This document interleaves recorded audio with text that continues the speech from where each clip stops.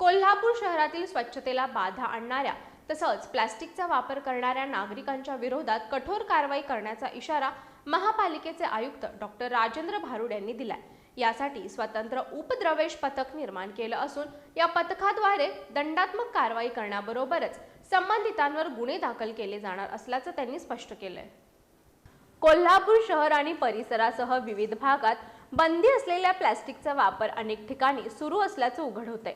याबरोबरच रस्त्याच्या कडेला तसंच नागरी वस्तीमध्ये कचऱ्याचं साम्राज्यही सातत्यानं निर्माण होतंय।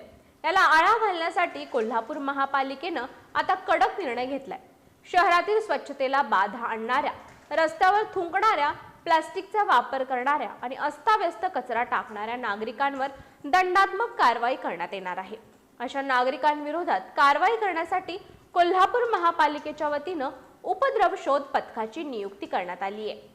या पथकाद्वारे संबंधितांवर दंडात्मक कारवाई करण्यात येणार आहे, असा इशारा आयुक्त डॉक्टर राजेंद्र भारुड यांनी दिलाय। दंडात्मक कारवाई बरोबरच गुन्हे दाखल करण्याची प्रक्रियाही राबवण्यात येणार असल्याचं त्यांनी स्पष्ट केलं। शहराच्या जनतेला अपील आहे, कृपया कुठेही कचरा बाहेर टाकू नका। आमचा जो न्यूसन्स डिटेक्शन स्क्वॉड आहे, एनडीएस पथक, याला सहकार्य करा आणि या पथकाच्या माध्यमातून जे दंडात्मक रक्कम आम्ही वसूल करणार आहोत, ती रक्कम जर चूक झाली तर आपल्याला भरावं लागेल आणि जर नाही भरलं तर थेट गुन्हा दाखल होईल। तर कृपया शहर स्वच्छ ठेवणे ही आपली सर्वांची जबाबदारी आहे, याला सहकार्य करा।